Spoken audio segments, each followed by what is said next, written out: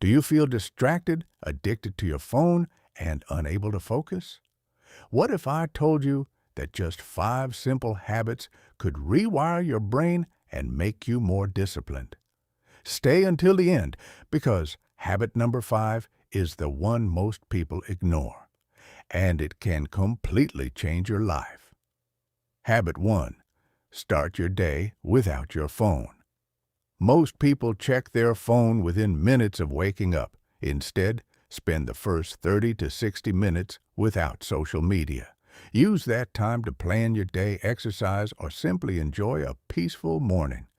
But avoiding your phone in the morning isn't enough. The next habit is what helps you rebuild your focus. Habit 2. Follow the 1-hour focus rule. Dedicate 1 hour every day to deep work. Read, study, learn a skill, or exercise.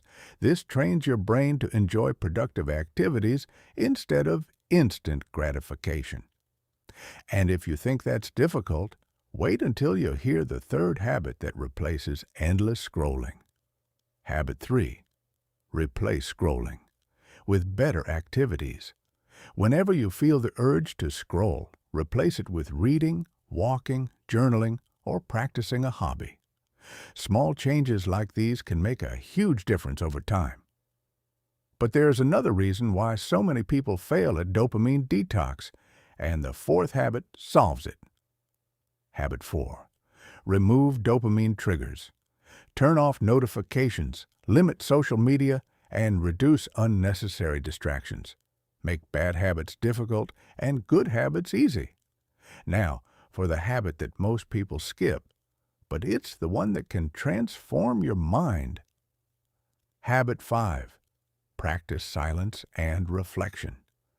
Spend 10 to 15 minutes every day without music, videos, or your phone. Use this time to think, meditate, pray, or write down your goals. This helps you regain control over your attention and emotions. Ending.